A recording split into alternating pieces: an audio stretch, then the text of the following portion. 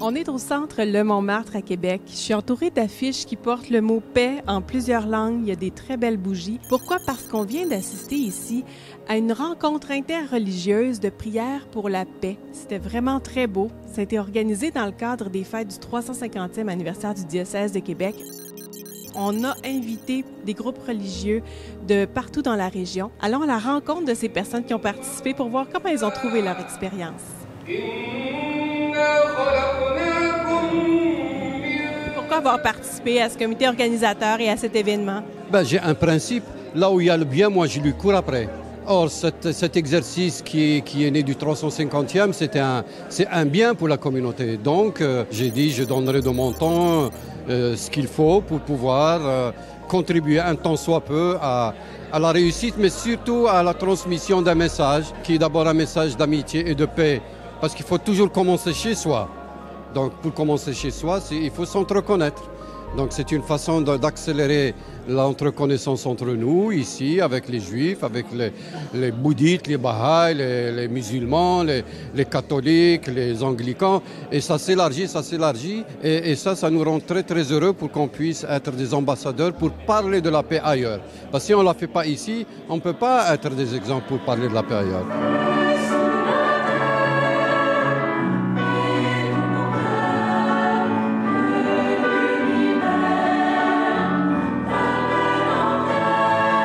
Cette histoire de relation entre les différents groupes religieux à Québec, elle date pas d'hier non plus.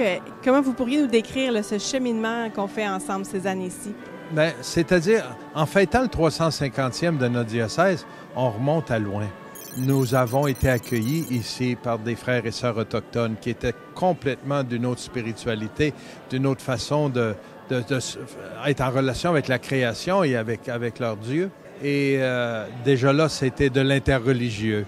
Plusieurs sont devenus chrétiens, mais pas tous. Et bon, par la suite sont arrivés les Anglais. Ce n'étaient pas des catholiques romains, c'était de la communion anglicane. Il a fallu s'ajuster, eux et nous. On a appris à vivre ensemble et à s'aimer.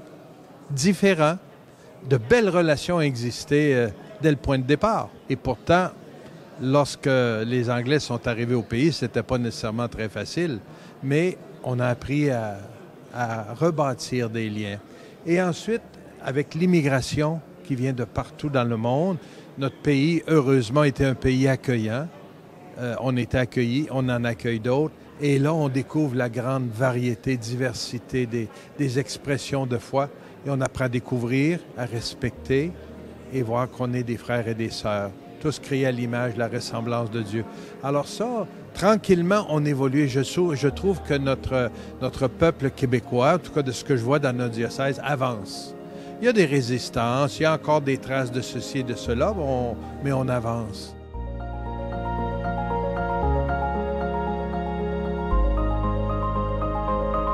Pourquoi être venu ici aujourd'hui?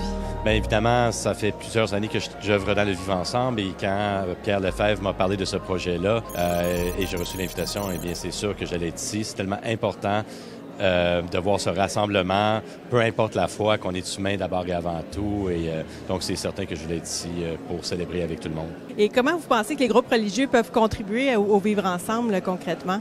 Je pense que c'est de continuer à montrer cette ouverture et ce dialogue et tout simplement cet amour les uns pour les autres. Donc, de continuer à organiser des événements de même aussi et de ne pas rester isolé, mais plutôt d'ouvrir ses portes et d'aller à la rencontre de l'autre.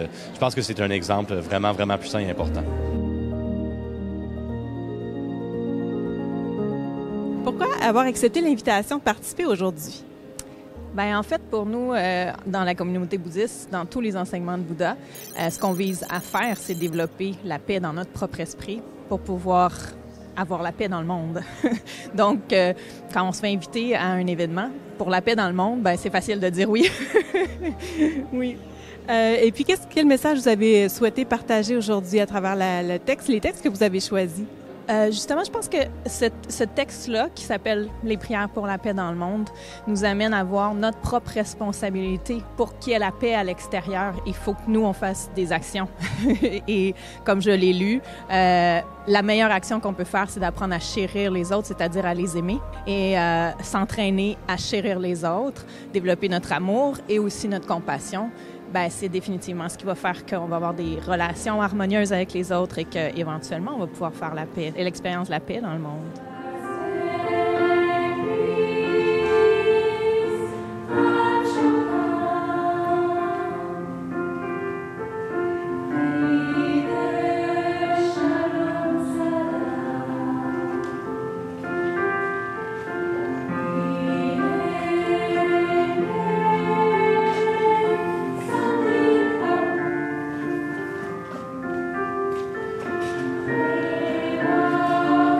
Flavie, tu as participé aujourd'hui. Qu'est-ce qui t'a frappé ou touché dans l'après-midi?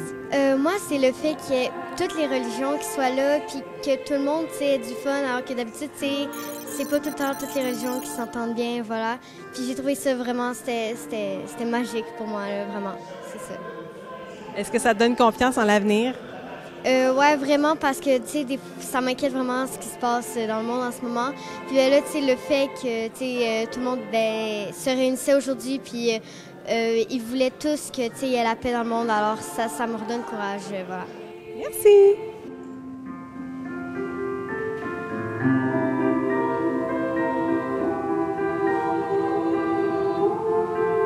Bon, concernant ce projet, qu'est-ce que je peux en dire? Sinon que c'est une idée qui m'habitait depuis le début de la programmation des activités du 350e. Et mon souhait personnel, c'était que ça se termine par un mouvement d'ouverture et, qui place notre Église dans un mouvement, dans un élan d'amitié, de collaboration avec les autres confessions religieuses et qui donne une certaine impulsion même à nos communautés chrétiennes. En fait, ce que je souhaitais, c'est que notre foi nous habite pour apporter notre contribution pour bâtir un monde pour nos enfants. Et moi-même, j'ai des enfants qui sont plus âgés maintenant, mais j'ai toujours eu cette intuition qu'à chaque fois que j'allais travailler ou que je pose un geste, c'est pas nécessairement juste pour moi, mais c'est pour paver l'avenir. Et je voulais vraiment que cette cérémonie soit dédiée aux enfants et qu'ils s'en rappellent et qu'ils voient à travers la religion, non pas la répétition du passé, des conflits, mais cette volonté d'aller au creux de nos traditions pour y découvrir l'essentiel et qui nous fait réaliser qu'on est tous frères, qu'on est tous sœurs, qu'on habite la même humanité, d'organiser tout ça. Je suis content de la réponse du public, des gens qui ont participé. Je sentais qu'il y avait une chimie entre les gens qui étaient là et les leaders religieux. Parce que je voulais vraiment que les leaders religieux se commettent d'une certaine façon et que les gens soient témoins, mais qu'ils deviennent des acteurs par la suite.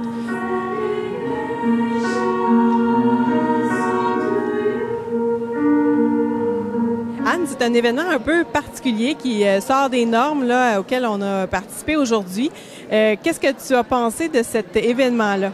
Moi, j'ai trouvé ça extraordinaire parce que on pouvait enfin se rencontrer. Habituellement, on est dans nos églises. Là, c'est un moment de se découvrir, de découvrir les différentes traditions aussi religieuses des diverses communautés. Donc, c'était vraiment un beau moment de rassemblement et de paix.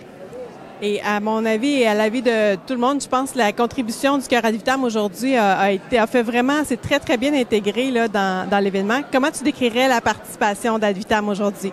Bien, et c'est sûr qu'à travers toutes ces prières-là, ça prenait des moments méditatifs, puis je pense que c'est ce qu'on a apporté avec nos chants, puis les paroles étaient choisies aussi pour l'occasion. Donc, des chants de paix, des chants qui parlent d'enfants, des chants qui nous demandent de nous protéger tous. Donc, je crois que ça faisait juste appuyer le message qui était véhiculé aujourd'hui. La paix. C'est bien la raison qui nous rassemble ici cet après-midi. Notre désir de paix. Monsieur le cardinal, qu'est-ce que vous avez souhaité partager aujourd'hui aux gens quand est venu le temps de prendre la parole pour vous? Pour moi, c'est important de me réjouir avec eux du fait qu'on soit ensemble, de toutes les confessions et spiritualités et communautés de foi possibles sur notre territoire et de dire nous sommes tous pour la paix. Et on va prier chacun à notre façon pour la paix. Et on a pu se joindre à la prière des autres et eux à la nôtre. Et moi, je voulais montrer que c'est possible. On est capable d'être très différents, même prier de façon différente, mais se respecter, s'accueillir et partager ensemble. La fraternité qu'il y avait ici aujourd'hui, elle était palpable. Alors moi, je voulais honorer ça et saluer ça et leur dire merci.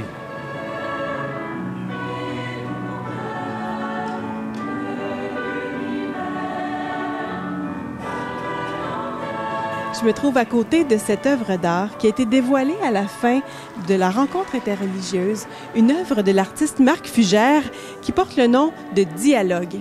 Et je crois que le mot « dialogue », on repart tous et toutes aujourd'hui avec ce mot très présent à notre cœur parce que le dialogue peut nous aider à nourrir ces relations qui sont si précieuses pour construire la paix autour de nous, dans notre région et partout dans le monde.